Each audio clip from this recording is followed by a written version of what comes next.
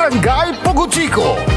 Tired of the stress and noise of the city? And looking for the perfect getaway? Good thing there's JMax Resort Hotel. Cozy rooms, a refreshing pool, and a peaceful escape for the whole family. Whether you are on a trip, a barkada outing, or even solo retreat, JMax Resort Hotel is the perfect destination. So pack your bags, leave the stress behind, and discover the place where relaxation meets comfort. JMax Resort Hotel, your perfect place for any kind of occasions. JMax Resort Hotel is located at Villanueva Street, Poblacion Norte, Santa Barbara, Pangasinan. For inquiries, you may call at 0947-980-3263 or 075-636-8479. JMax Resort Hotel. Kapaborito, lukot nyo lang ng dukulan nyo. Alas 6 na. Time check was brought to you by San Carlos City Mayor Julier Ayoy Rosuelio. San Carlos City, maunlad, ligtas at maayos. Parad aliguas, tan arangkaday kalasyaw, ang inyong lingkod sa ating bayan. Ang bawat isa ay mahalaga. Sama-sama nating itaguyod ang disiplina, malasakit, at tunay na pagbabago. Sa tulong ng inyong suporta, patuloy nating mapapalago ang ating komunidad. Malinis, ligtas, at maunlad. Isang mensahe mula kay Mayor Patrick Agustin Caraman. Kasama ninyo sa bawat hakbang tungo sa progresibong bayan. Alagang Caraman, Kalasyaw, para sa lahat. Sama-sama na naman ang tropa. RH Super nasa lamesa. Patak-patak na para tuloy ang saya. RH Super na ang siyang ng tropa. Drink responsibly. Gawing masaya palalo ang inuman. I-like at follow nyo na ang Red Horse Super sa Facebook. Drink responsibly. Popular sa balita, popular sa musika. Pangasinan Govwaves Network Corporation. Sa Pangasinan, we are the #1 pop music station. DWJE 88.1 FM. Radyo Pangasinan. Paboritong ang kabataan at matatanda. Paboritong pakinggan sa bus, tricycle, jeep at mga opisina. Paborito mo, paborito ko, paborito natin lahat. DWJE 88.1 FM, Radyo Pangasinan. #1 pop music station. Paborito. Ang susunod na programa ay rated GP. GP? Ano yun? Garantisadong pampaborito! Wadyala sa programan Mambangon rin si kayo kapaborito. Pakaringalan na sa aray balita, impormasyon at loob tan paway na luyag na Pangasinan. Maabig yakabwasan Pangasinan. Maabig yakabwasan Pangasinan. Kaiba sa kapaboriton Dennis Mujares tan si kapaboriton Errol Horado. Jalabat at DWJE 88.1 FM Radyo Pangasinan. Maabig yakabwasan Pangasinan.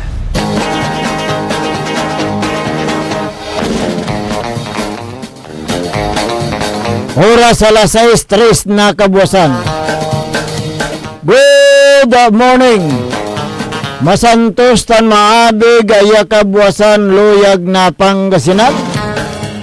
Naimbag nga bigat kada kayo amin apo. Magandang umaga po sa inyong lahat. Maabig abuklas kumoy amilita na bulinaw tan Sambales. Narito naman tayo upang maghatid ng mga balita, impormasyon, mga issues na dapat ninyong malaman ngayong umaga ng Martes, Pitsa 14 sa buwan ng Hulyo 2026. Ang inyo pong makakasama sa umagang ito. Good morning Pangasinan, maabig iya kabuwasan. Ako po ang inyong kapaborito, Kuya Errol Horado. Bakteryon Lingkor at Pangasinan, Dennis Mujares. At kasama din natin dyan sa may technical control, Engineer Nixon Dakal at Engineer Jael Franz Kayabyab. Sa aking gawing kanan, ang maagang gumigising, di pa tumitilaok ang manok, naghanap na ng gatas. Manager Joey Baby. Sige, baby, forever baby. Correct. Forever baby. Oo, kaya pala baby fish eh. Dahil palaging gatas tuwing umaga. Nakasabi alas 5 balat eh. Sa gatas to dumala. May makalula. Ayan. Kung meron kayong gustong iparating na mga balita, impormasyon, mga issues, mga sumbong, mga reklamo at maging mga opinion,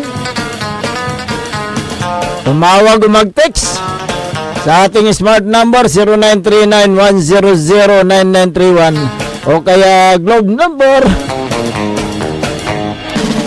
0927. Medyo ka na. Masaya kami dito dahil lumaga si Joy Baby. Globe number 0927-974-2784. At sa atin pong Facebook page at YouTube channel, DWJE 88.1 FM Radyo Pangasinan. Ayan. Maraming nanonood sa ating Facebook Siyempre, page. abang-abang. Nakaabang na. Masugid. Mga masugid nating taga-subaybay. Mga masugid na taga-subaybay at baka masugid na naiinis. Yung araramay na buwisit at sikata. Ayan, At sana, Balat, dadangalan na tabalat. ay, siyempre, Ang kasi nabuwisit irata, kaya na may nasingbat, so katapisan da. aramay aliwan kagagawa. Araramay medyo, nanaanta-anta na panagkurakot. Ansan amay naanta-anta na mitirol ya empleyada. Anto, mitirol. Araratan so kin siguro araramay mandedengal ira balat na buwisit ira. Kanyan na Ken, thank you very much sa raman. So mansusubaybay, may taga-subaybay tayo, nag-uagaw kada kabuwasan. Ya ang gaano may nabibisita ka mo, may ang patagsulod at siyempre mandarangal ni rin siya. Watan ni may tatalaran ng dani. Siyempre lalo si Karamay nasisingbat. Medyo may naduduro may ubat da ay. Sika pa ipadurot mo pa. Siyempre tagay. Pili na. Kaya medyo kimuta ungkubyo mo tira. Sa raman tupot. Amay kinay, amay bago tatala, amay singbatan niya good news ay. Kumusta la kasi raramay kin? Raramay barangay official di Tadbinlo. Kasingbat mo ya karuman nalanag ko na alagaran may. Wala man lanti. Siyempre wala may ugaw lanti, ugugaw. Although ara may ugugaw at nang kasalanan ira, talapod si Karamalante at nantakaw, pero may uman niya ginawa to may barangay tanod man, di ba? Deputy na tanod. Deputy. Say wala nanting street siya karuman ligmala. Say alias to kuno, alias agkumat sigurado no ken sa ang alias niya sa demonyo kando. Amay? Aman may ng kabel. Lanti kanyan nan saman la ko do abal so tawag dan sikat. Nagdamot anta. Pero aliwan amay iya kartoy kina batas ed ka 5 to at walay lima. Pwede mo namang disiplinahin yung mga batang ganyan. Correct. Pero sa magandang paraan. Yung video kasi nandun yung kapitan, nandun yung mga barangay official, may administrator pa nga daw. Correct. Siyempre kumatkabat iraramay lupa di man, pero amay mantitik siya katuwag, yalo nagyabibidyoon. Singa ang gapoy nagagawa. Lantis ba man ayag may tanod. Makapagkalalanti, may tanod so yun. So man uyag. Lanti, may tanod so ingguno to ni may ugaw, di ba? Lanti, kanya dadapoy yun. Aliwa siyempre sa barangay tanod. Binano ng kapitan. Correct. Sa barangay tanod at sigara supposed to be maintain na sa may okso itang karunan at barangay. Naral mo rin lang. Kinlanti. Ito no promote ng kapitan. Ta si Kapitan so manggawa na may paraan ipatawag to ramay atong. Dino mampatawag na sa parati DSWD. syudad. DSWD, ta siyempre minor de edad, tapan gawaan so sa may dugang proseso, sa tay pandisiplina, sa rami ugugaw. Dapat sa sigalabat amay kapitan. Una, Kapole arom. In the sense sa aliwan sigan barumbado, amay dapat si kato so ang baing da. Anto nga ron tulami Kapitan, di ta na binlok, siyempre, Kas. Castañares. Duga. Wilmer Castañares. Oo. Anto ginawa to? Anong ginawa po ng punong barangay diyan? Diba sa pag-video ang pagbabasehan mo? O di kin akatuwek, yaman si silpon. So, samantalang ame tanod to, waman na didisiplina anton may allegedly at naral daya. niya ng takaw. So, walay ubatan to adlay, ito'y kapinanditan considering si Kato at si Kato'y ama na barangay tan, wag man niya manimaton at satay gagawin da aliwan na makaniplugan niya pandidisiplina at sara may duwaran minor de edad.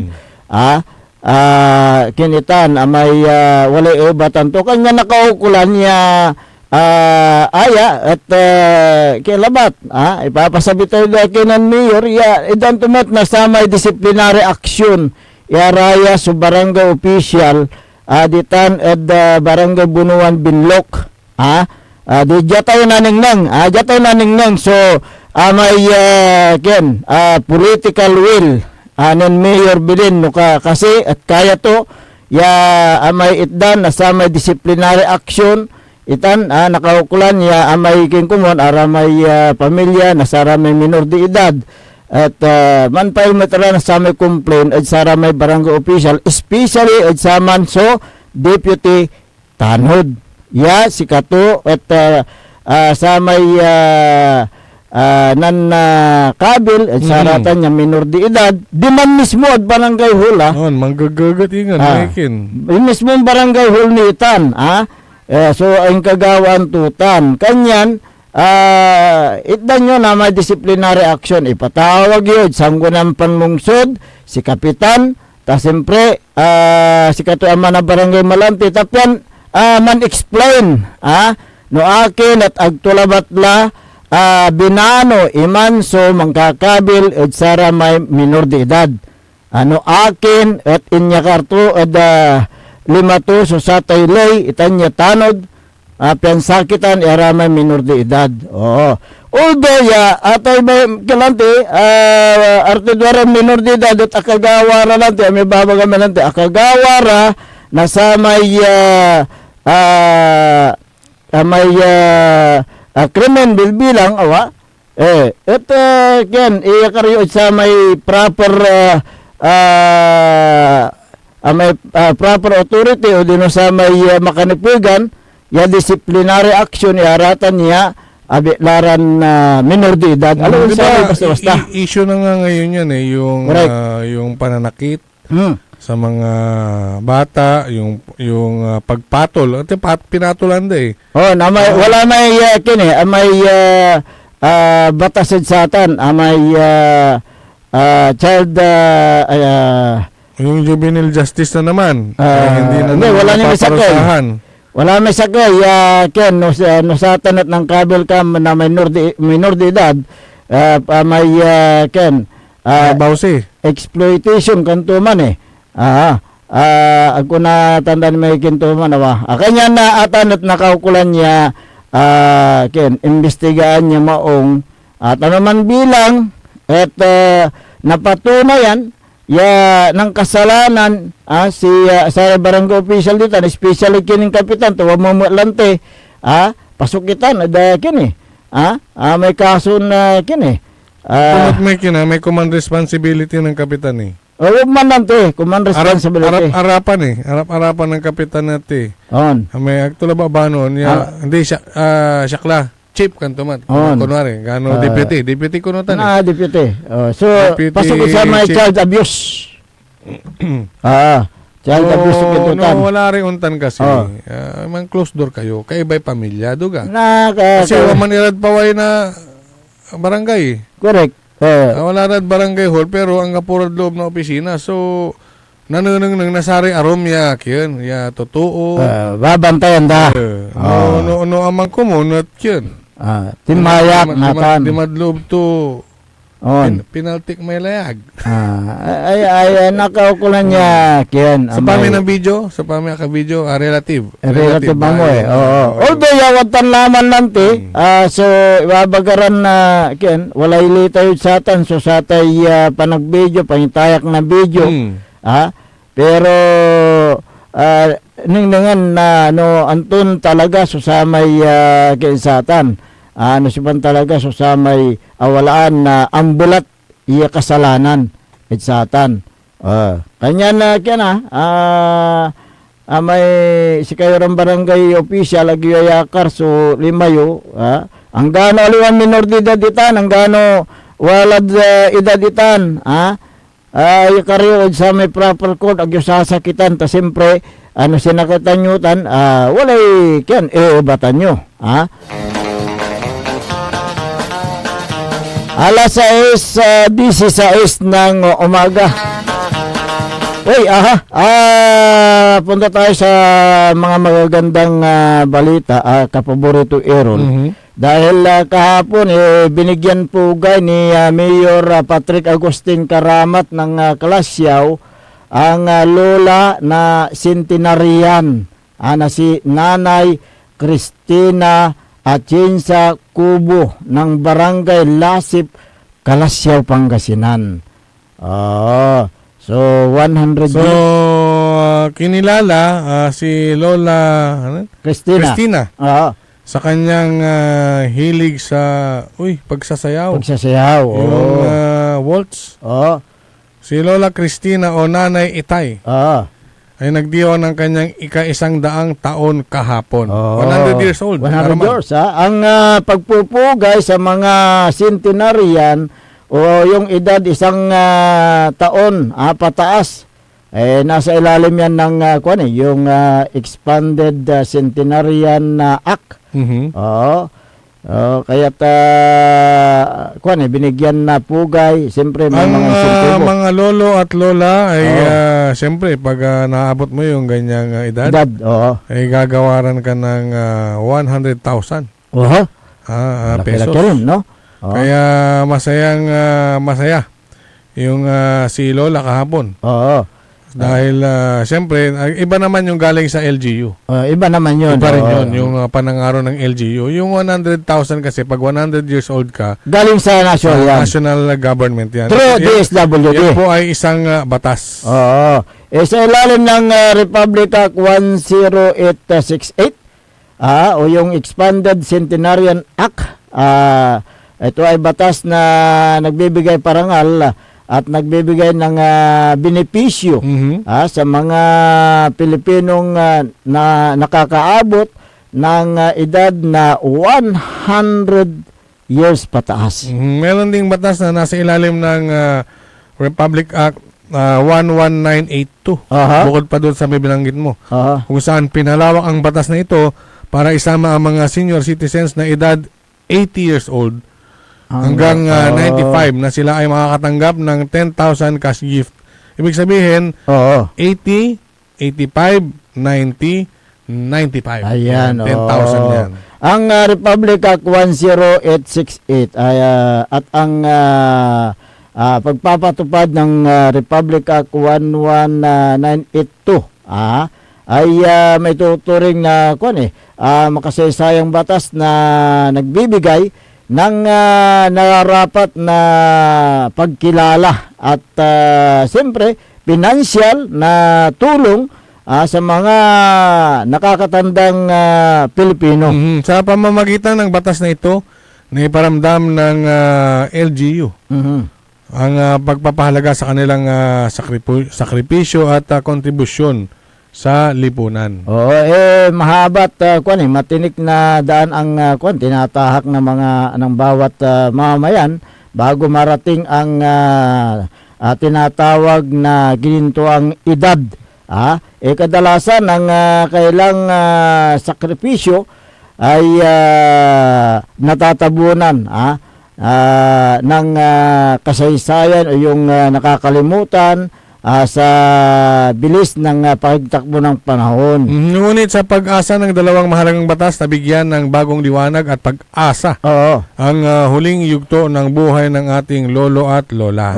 Ang lumang batas na Republic Act 10868 ay nagtatakda lamang ng 100,000 na cash gift para sa mga aabot ng edad 100 pataas. Bagamat ito ay marangal na layunin, napakaraming yung nakakatanda ang pumanaw na bago pa marating ang nasabing edad. Kaya gumawa sila ng reforma sa ilalim ng Republic Act 11982. Sa pamamagitan ng batas na ito, ang mga senior citizens ay makakatanggap ng tig 10,000 bawat pagtungtong sa 80, 85, 90, 95 years old. Pero may dagdag ko lang, may singit ko lang, dapat amyendahan daw nila ito. Bakit? Kasi yung 80 anyos, Medyo mahirap na.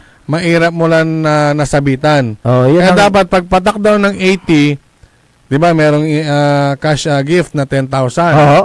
Dapat pag 81, 82, 83, dapat yearly meron daw. Kahit naman daw hindi gaanong malaki, basta meron. Kasi siyempre, ang munibagat, 80 years old na, dala ng enjoy mic yan. Ang Para meron dito. incentive. Oo. Ang halagang pinapamahagi ng gobyerno nasyonal ay hindi ito may tuturing na simpleng ayuda o yung pampalubag loob. Ito ay simbolo ng pagpupugay sa mga nakakatandang Pilipino. Sa panahon ito, ang mga nakakatanda ay madalas na nakakaramdam na ng kanilang sakit. May mga karamdaman na. Kaya ang ibinibigay na cash gift, siyempre automatic, isaliwday tambaldan. Correct. Oo. Maintenance.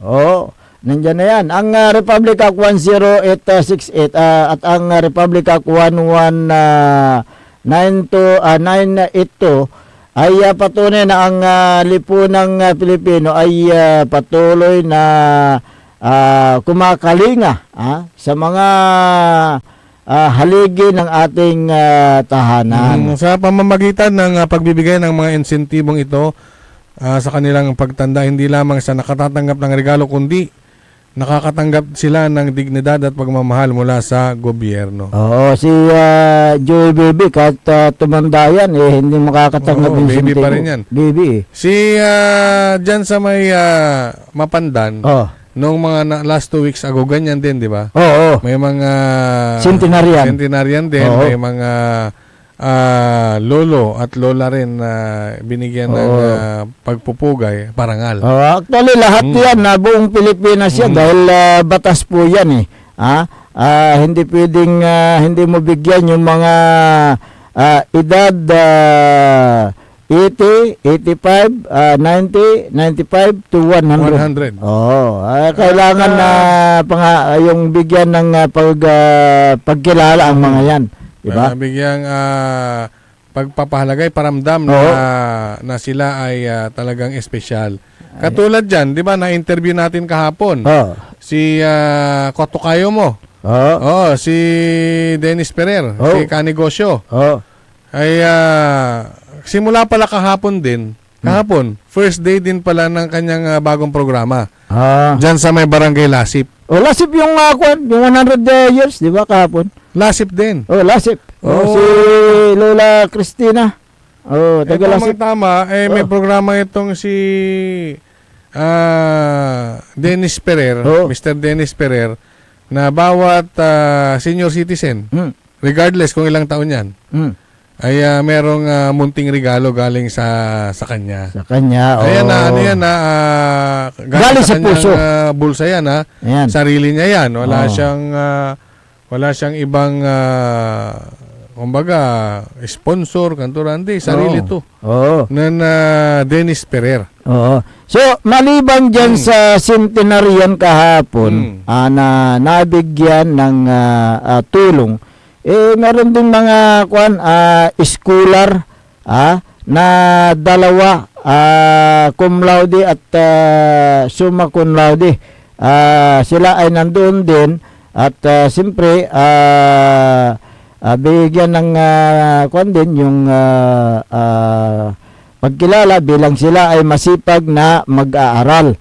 Sila po ay ang pangalan ng isa si Marvin Agbuya de Guzman, summa cum laude. At siya ay kumuha ng Bachelor of Arts diyan sa may Philippine Studies sa UP Diliman. Bachelor of Arts in Philippine Studies. Oo. Yan. Yung Yan pangalawa naman, Oo. si Daryl Gwen Balduesa, Oo. Bakatan, cum laude. Aha.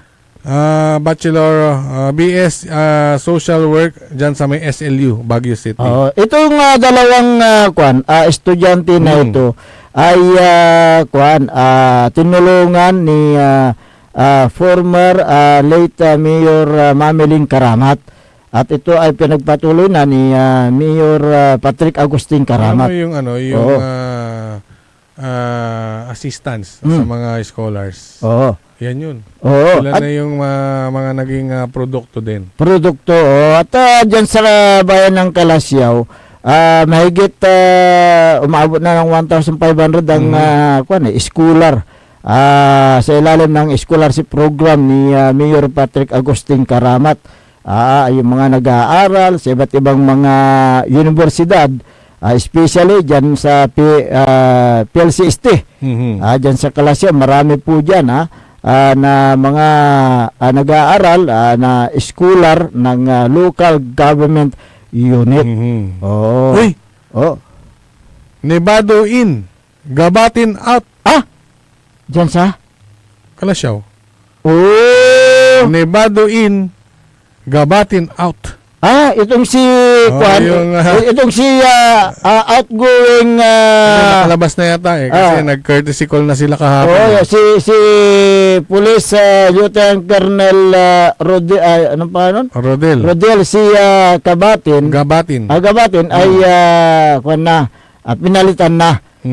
At ang pumalit sa kanya ay itong si Police Lieutenant Colonel Daryl V. Nevado. So, Mabilis, no? ilang buwan ba? Mabilis silang magpalit-palit ng ano ngayon. Hindi, kasi, liderato. kasi, Hindi natin alam kung bakit, pero dyan kasi yung yung ilang beses nang merong incident. Incident. Di ba may tinatawag na one strike policy. So baka nadali siya dito sa one strike policy. Hindi natin alam, siyempre, hindi naman binabanggit kung ano ang dahilan. So biglaan. Biglaan. So ang ngayon itong si Police Lieutenant Colonel Daryl si V. Daryl V. Nevado. Yung si Gabatin yun. Daryl V. Nevado. Siya yung bagong chief of police. Actually, OIC pa lang yan. At saka umaasa ang LGU Kalasyaw sa bagong pamunuan ng PNP diyan na sana ay yung mamantina yung kaayusan diyan sa bayan ng Kalasyaw. Actually, maganda rin yung ginawa ni diyan ni yung pinalitan. Si Gabatin. Gabatin. Maganda rin yung kanyang pamamalakad sa hanin ng kapulisan. At siyempre, kung gaano kasipag at yung ginawa yung narapat sa pagmantina ng kaayusan dyan sa Kalasyaw, sana ganun din itong si bago na itinalagang hepe ng kapulisan, itong si Police Colonel Police Lieutenant Colonel nga pala, Daryl V. Nevado. Oo. Si ano mismo ang nandoon at nag-turnover. Si Police Colonel Dennis. Oh, tokayo mo ulit. Tukayo. Oo, Dennis De Leon.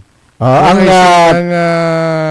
Pangasinan Police Provincial Office. ayan, so Siya ang nanguna sa turnover ceremony. Oo. So ayan po. Yung bagong hepe, good luck. Ayan. At looking forward na ano rin. Magandang interview rin natin at ayan. yun, makapanayam minsan. Okay. Sa aming pagbabalik, talakay din natin kasi nung nakarang mga araw merong simple activities diyan sa may Banyaga Bugalyon. Doon sa may may mga river palm. Oo, kung saan may mga potential daw na pagkukunan ng enerhiya. Yan po ay aming tatalakayin makalipas lang po ng ilang paalala.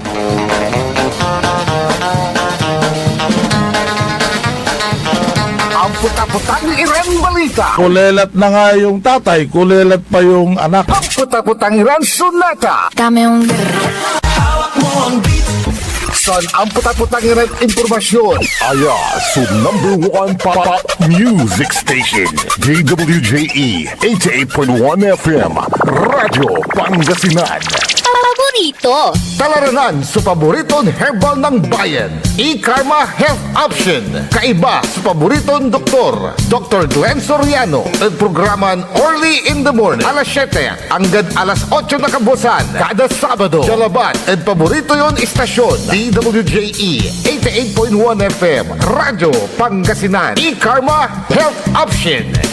Mare! Kabigla ka naman, Mare, Grabe, gimagana ka. Mari, di mo sinabi na uwi ka pala ng San Carlos. Ay, oo. Namiss ko na kasi dito ang pamilya ko. Ito na palang San Carlos ngayon. Grabe, Mare. Ang laki na ng pinagbago. Siyempre naman, Mari, alam mo ba na dito sa syudad natin, malaki na talagang pagbabago. Mula sa mga infrastruktura, nandiyan na mga konkretong daan at mga bagong pasilidad. Wow! Meron din tayong trending na ayos, kalusugan karavan na nagbibigay ng libreng serbisyong medikal. Palit-palito na. Saka, nandyan din ang mga programang pag-agrikultura para sa ating mga magsasaka. Ay, wow! At higit sa lahat, Maria, ang pagpapanatili ng peace and order ng ating syudad. Perfect! Di lang yan, binibigyan din ng halaga ang kapakanan ng lahat ng tao at pantay na karapatan sa mga serbisyo ng gobyerno. Grabe, Mare! Ang bongga na talaga ng San Carlos. Parang ayoko na bumalik sa ibang bansa. Oo, Mari. Kung ako sa'yo, dito ka na lang sa San Carlos. Dahil sa San Carlos, tunay na subok na ang serbisyong ayos. Mayor Julier Ayoy Resuello po, kasama si Vice Mayor Jose Resbox Resuello at ang Sangguniang Panglungsod ay nandito upang umagapay at magserbisyo sa ating minamahal na syudad. San Carlos, maunlad, ligtas at maayos. Looking for a place where comfort meets flavor? Welcome to Cafe Medardo, nestled inside Coras Manor and Garden in Mapandan, Pangasinan. Your cozy escape just off the town's heart. Start your day with a rich aroma of freshly brewed coffee. Savor our signature blends, perfectly paired with warm pastries straight from the oven. Indulge our mouth-watering pasta, all and chef-inspired specialties made with love in every bite. Whether it's a casual catch-up with your friends, a family celebration, or a quiet moment just for you, Cafe Medardo is your perfect spot to relax, connect, and enjoy. Visit us today at Cafe Medardo in Coras Manor and Garden, Mapandan, Pangasinan, where every cup tells a story and every visit feels like home. Cafe Medardo, where every sip feels special. Mga kababayan ko sa Malasiki, ang maayos at maunlad na komunidad ay nagsisimula sa ating lahat. Makilahok sa mga programa ng ating lokal na pamahalaan, kalinisan, kalusugan, at kaayusan. Mag-segregate ng basura, sumunod sa batas trapiko, at suportahan ang mga proyekto ng barangays. Tandaan, ang pagbabago ay nagsisimula sa simpleng disiplina at pakikiisa. Sama-sama tayo para sa mas ligtas, malinis at maunlad na bayan ng Malasiki. Ang LGU at mamamayan magkaisa para sa kinabukasan.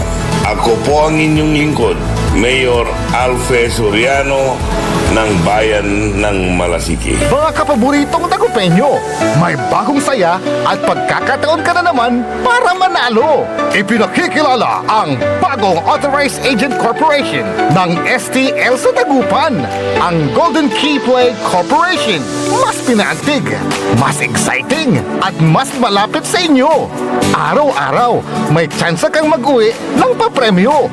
Legal, ligtas at suportado ng PCSO. Suportahan ang legal na laro, iwasan ang illegal. Dahil dito, panalo ka na, makakatulong ka pa. Ang STL Dagupan ay hatid sa inyo ng Golden Key Play Corporation at ng Philippine Charity Sweepstakes Office. Naghahanap ka ba ng masarap, sulit at tunay na Chinese food? Tikman ang kanilang masasarap na noodles, steaming dumplings, fried rice at iba pang paborito ninyong Chinese dishes na siguradong magpapabalik-balik sa inyo. Sa bawat subo, maasahan ang kalidad, sarap at pagmamahal sa pagluluto na para bang nasa puso ka ng Chinatown. Pang pamilya, pang barkada o pang solo food trip, siguradong busog at masaya ka sa Angkong Noodle House. Angkong Noodle House. Sarap na abot kamay.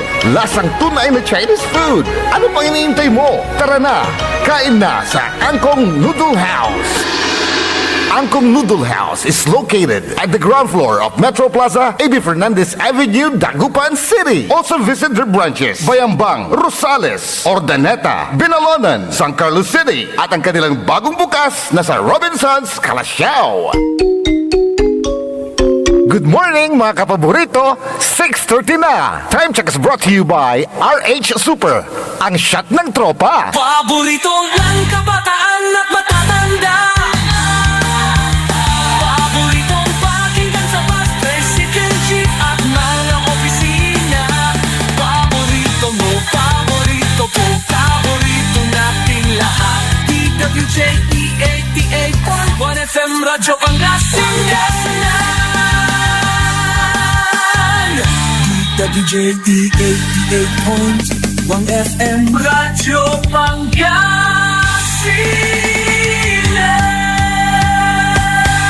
Paborito. Bumangon na!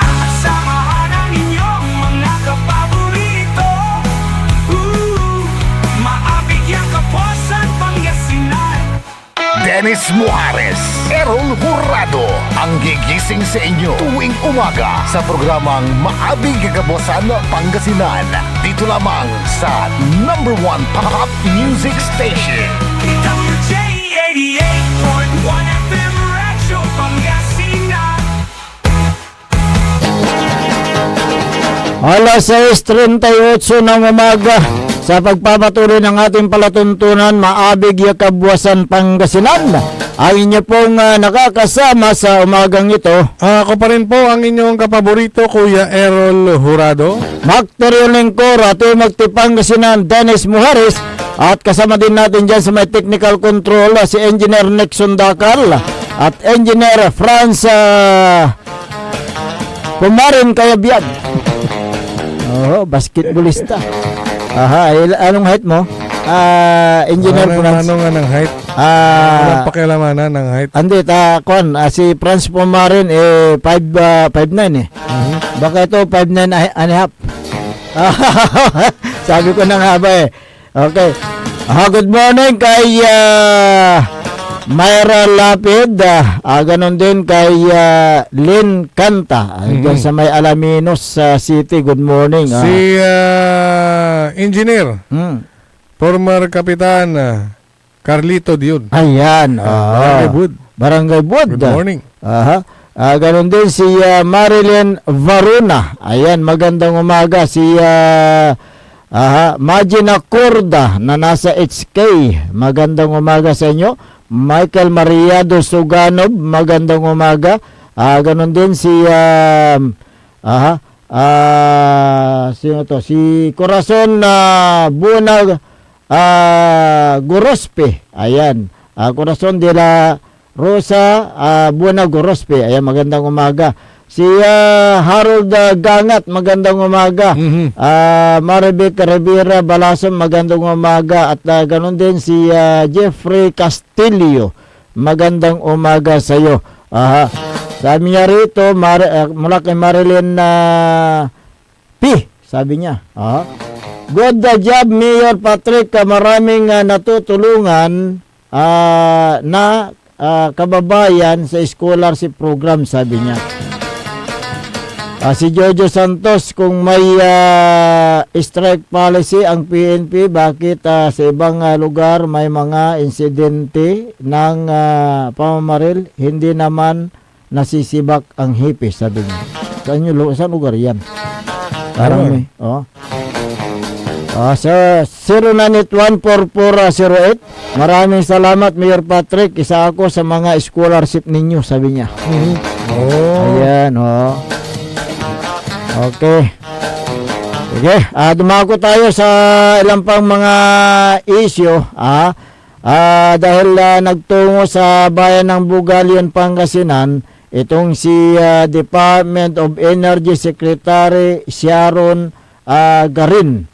Dahil sa yung exploration ng native sabi nila, yung hydrogen, natural hydrogen, na may malaking potential daw na pagkukunan ng enerhiya dyan sa may bayan ng Bugalion, Pangasinan. Ayon sa pag-aaral na isinagawa ng Coloma Incorporated, US base, natuklasan ang natural hydrogen dyan sa may parte ng Bugalion, umpisan Dadad Socone. Na may malaking potensyal kabilang ang Karatig Bayan bilang pinagmumula ng malinis na enerhiya. Ang Coloma Incorporated ay isang kumpanya ng enerhiya na nagsasagawa ng exploration para sa natural na hydrogen. Ang hakbang na ito ay bunsod sa dalawang petroleum service contracts na iginawad ng Department of Energy. Ang natural na hydrogen o white hydrogen ay isang malinis na pinagkukunan ng enerhiya na nabubuo sa ilalim ng lupa. At yun nga, ay merong short interview kay Secretary Sharon Garin, engineer. Di ba na-experience natin yung oil crisis, no? Problema doon kasi pinibili natin from abroad. Nag-import tayo ng oil, tsaka gas, nag-import tayo. So, isa to sa mga direktiba ng Presidente that we need to explore more indigenous. Ibig sabihin, it has to be fuel na galing dito sa atin. Parang we don't export na. So, eto, isa sa mga solusyon ng problema natin na para tapunan yung independence or energy security natin. This is an exploration of hydrogen gas, no? What does that mean? Kasi may iba-iba po kasi na tayong ini-explore sa ating bansa. May oil, may gas. Pero etong hydrogen na to, hindi to fossil eh. Malinis to na gas eh. Dito po sa bayan ninyo, sa probinsya ninyo, marami pong scientist na pumunta dito at nakita na yung bumubula-bula yung tubig. Sabi nila hydrogen yan. Kaya nung inayos ng DOE yung mga policies, nagka-interest to ang mga taga-Amerikano, taga-US, the company called Coloma, and they are checking now. Tinitingnan nila, may mga aeroplano sila, may mga sensor sila na nilalatag dito sa buong bayan o sa buong probinsya to see kung meron talaga tayong potential. At kung may potential at may ma-discover sila, malaking tulong po to sa bayan na for energy security. Kasi pwede silang, etong fuel na to, can produce energy, can produce fertilizer. Marami pong advantages to. Lalo na malinis siya. So, walang carbon to. Yung proseso po, Secretary, medyo matagal po yata. Opo, kasi alam mo, hindi naman sila yung makikita lang nila na may mga lumalabas na gas tapos doon sila magdi-drill. Hindi po ganun yung system nila. Modern to, very, very modern. They're bringing in planes no? Para mag-survey, parang ano pa tayo, ini-x-ray niya yung ano yung meron tayo sa ilalim. And then meron, tapos tinapos nila yon, inikot nila yung buong area, tapos maglalagay sila ng mga sensors para isang x-ray pa, no? Parang ultrasound, para ma-check kung saan ba yung mukhang maraming gas o kung wala, o kung saan ba dapat sila mag-drill. So bago sila mag-explore or mag-drill, kailangan muna scientific study muna. So matagal siya kasi gagawa sila ng mapa nung bansa natin o ng bayan ninyo eh. Parang gagawa nila ng mapa kung saan ba, anong klaseng bato nandyan, gaano ba kalalim, may gas pa dyan, anong potential niya. So, mas mabilis na to actually. Pero maganda yan na aralin muna bago sila pumasok dito at mag-drill po. Matagal to, mga 6 months pa siguro, malalaman natin kung malaki potential niya or may potential po tayo. Kung sakaling may potential ito, ano ba ang agreement between the government and the Wala pa naman po tayong na kung mag-produce sila ng power dito or mga ganon. Hindi pa na yun kasama sa ano. Kasi medyo, sa DOE kasi medyo naka-divided eh. Yung paghanap ng fuel, no? Tapos iba na naman yung, kasi yung fuel hindi naman para lang sa power eh. Pwede mo naman sa kotse mo yan, pwede sa transportation, pwede sa fertilizer. So, divided yan. Ngayon, exploration po na. Tapos, pagkatapos ito, halimbawa nga na meron nga, bagong tipong produkto sa buong mundo actually, no? So aaralin din nila kung anong pwedeng gawin dyan sa resource natin. Pwede ba siya maging power, kung ano bang pwedeng production, ano bang technology kailangan dalhin, kasi kung gusto mong i-transport siya, paano mo siya i-transport. Marami pa kailangang aralin, pero malaking potential ito kasi atin ito, no? Indigenous at malinis siya. Successful po itong proyekto na exploration. Secretary, at po magiging arrangement natin sa mga gas, natural gas between this company, Palomar Incorporated and the country itself? Depende kasi kung ano, paano siya, saan siya gagamitin. No? Pero, pag example lang, Malampaya. Malampaya, meron tayo dyan na may participation ng gobyerno, is PNOC. So kung ano man ang kita or gastos nila, meron PNOC tayo. Parang ano yata yan, 10% sila or 15%. No? Tapos, pag benta ka o kumikita ka sa operations mo, ang gobyerno may sharing, no? May 60-40 tayo dyan eh. So, natural na yan. Yun talaga yun kasi resource natin eh. So, meron talagang porsyento ang gobyerno sa kita kung may ibibenta yung gas na yan. Ang hindi lang natin alam paano siya gagamitin, no? Next step na yun. Kasi kailangan aralin din nila yung quality ng gas natin, yung quantity, mga ganun. So, wala pa tayo sa punto na anong gagawin sa gas. Kailangan lang muna malaman natin meron. No? Kung meron at kung ano yung quantity niya. Pwede naman nilang ibenta lang kaagad kung anong gagawin nila at may porsyento na yan dyan may portion na yan dyan yung gobyerno. Pero kasi pwede tayong mag-produce ng power, no? Or mag-produce ng fertilizer. So next step yan. Sobrang aga para mag-decide kung anong gagawin natin sa gas. So sa ngayon, sariling gastos pa ng mga investor na lang? Opo, wala pong gastos yung gobyerno dito. Actually, pumasok sila, pinirmahan na ng presidente yung contract nila to explore. So ngayon, ang gastos siguro nila mga $2 million na para lang dito sa mga lahat ng mga tao, equipment, everything else. Malaki na yung puhunan nila dyan. Pero etong company na to, I think tatlo na yung kontrata nila. Mapang-apat pa yata sila eh. So, marami pong benepisyo po to para sa gobyerno natin. At marami din matutulungan to kung talagang meron. Employment, investment, industry, marami pong advantage. So kasi sariling atin at dito po sa Pilipinas. We'll see. Kasama po ba sa datos na kukunin nila? Halimbawa, makita nila meron. At yung volume kung gaano karami stock, halimbawa. Actually, hindi ako geologist, no? Pero I think makikita nila kung sulit pa na mag-explore, no? Ay, ibig sabihin yan siguro merong volume, no? Tsaka, kasi kailangan nila i-check ng maayos kung ano ba yung may isang tangke lang ba dyan sa ilalim or kalat siya or mga ganun, no? Kailangan nila alaralin yan. Pero I think once they drill, ibig sabihin nun meron tayong volume. So hindi naman sila gagastos kung hindi naman sila sigurado, no? But it's still a risk. May risk pa rin yan kasi ano naman, di mo nakikita, no? Hanggang mag-drill ka. But we're very hopeful because hindi marami pong scientists na napumunta dito at they think na with the types of rocks, kasi naaral nila yung mga pato natin dito, no, ang geology natin, and they do believe na meron talagang potential dito pa. Kasama rin po ba doon sa mga pinalangkas ninyo ang tuntunin na dapat malaman ng pamahalaan kung gaano karami? Ano po yan? Dapat, nire-report naman yan eh. Actually, lahat na step by step, diba? Kung etong ginagawa nila, ano yan, parang kasama na yan sa mga plano na pinapasa nila sa amin at dumadaan sa DOE, yung work plan nila, kung actually, including kung anong timing, anong gagawin nila. So, nire-report naman po yan sa atin.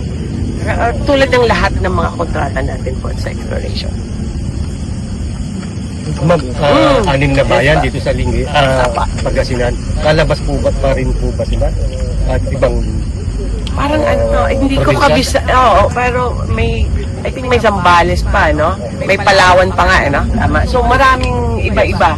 Halimbawa dito, di ba, mag-survey sila dito? Next na naman, lilipat na naman sila sa ibang lugar at gagawin din nila kung anong ginawa dito para makita ng maayos. Sayang nga kasi wala ang gobyerno, walang datos na ganito eh. Buti nga sila yung gumagawa nito at silang gumagastos. At makikita natin kung anong talagang potential natin.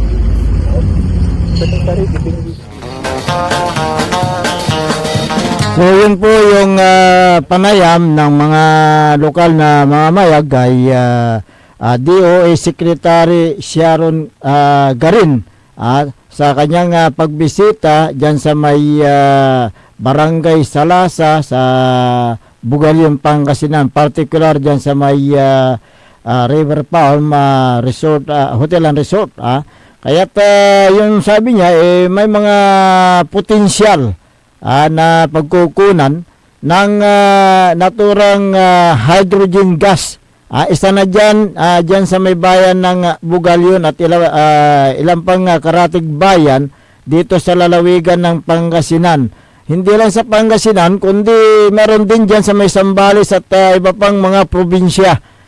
So kung sakasakali man na meron yan, na ayon doon sa mga Kuluma Incorporated na sila po yung nagsagawa ng pag-aaral na merong potential na hydrogen gas dyan sa may bayan ng Bugalyon at iba pang karatig bayan, maganda ito. Maganda ito mga kaibigan dahil makakatulong po ito sa ating bansang Pilipinas. Yung barangay diyan sa may sa Sukuni, Sukuni, Barangay Salasa, Bugalyon, kilala po yan, yung Sukuni na words, yung Sukuni pala, kapaborito Errol, pangalan ng isang lugar diyan sa Amerika. At actually ano yan, isang business. Business din, isang business na pinagkukunan din ng yung petroleum product diyan sa ibang bansa. At sinasabi nila ano yan actually na ano ko na word yan yung Sukoni. Ito Standard Oil Company of New York, kaya Sukoni. At dyan sila yan ipinangalan. Yan pinangalan yung na yan. So napakaganda po yung naturang na yan, natuklasan na potensyal sa ika nga. Hindi ho hindi ho basta-basta yan Oo. Kasi it takes 6 months. 6 months. Bago malaman Kung meron. Yung exploration. Oo. Kasi i-explore nila yan, i-examine pa nila yan. At saka, Walang mangyayaring sa kanilang pag-explore, meron silang mga high-end na gadget na ipapatong sa lupa. Tapos meron silang truck, heavy equipment na yun ang kumukuha ng nag-explore yung sound ng yung hydrogen na nare-receive ng kanilang computer. Ayan, na walang hinuhukay walang hukay wala high-end sila, high-tech yung gamit nila. At saka ang kuan na yan, ang hakbang na yan ay napirmahan na ni Pangulong Ferdinand Marcos Jr. Yung kailang kontrata. Kaya tuloy-tuloy. Linawin natin yan. Yung binigay sa kanila na kontrata ay yung pagsusurvey lang. Pagsusurvey lang. Ay yung tinatawag na 2D seismic geophysical survey program. Under the service contract number 84. Yan. Okay. Yung kanilang kontrata o yung kanilang service contract ay para sa pagsusurvey. Wala pa yung pag-explore. Pag-explore. Yun na yun. Survey explore. Okay. Okay. Hopefully ay may malaking potensyal tayo dyan ng hydrogen gas. Happy pa tayong mag-exercise sa engineer.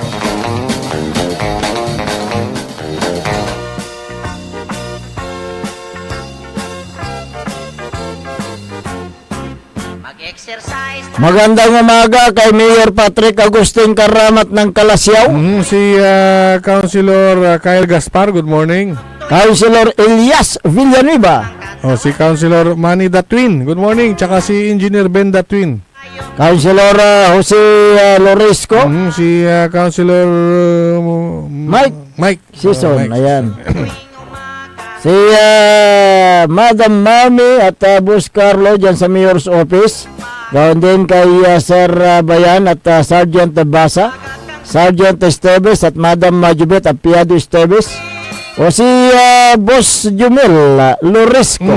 Good morning. Si Don Ramon Bautista Sr. Good morning, sir. Gawin din si Tristan Solis. Ayan. Diyan sa LGU Kalasyaw. Si Concepcion Ligaya. Maligaya. Good morning, Ligaya lang. Concepcion Ligaya. Si Ben Hobellanos, good morning. Si Buds Vidal, yan. Naimbag nga bigat yung amin dito kapaborito kuhanan na Concepcion Ligaya. Si Master Zarlo Gonzales. Si Tony Official. Good morning daw, kuhanan Sir Ben. Tony Official, Dinalawan, avid listener, amigo, kanto. Si Ka Dennis Perer. Si Kanegosyo, good morning. Good morning din kay former Councilor Gerald Apicial. Kay Engineer Art Gaspar. Si Concepcion Ligaya, nalmoto ko na live tayo habang nagluluto ng kantin.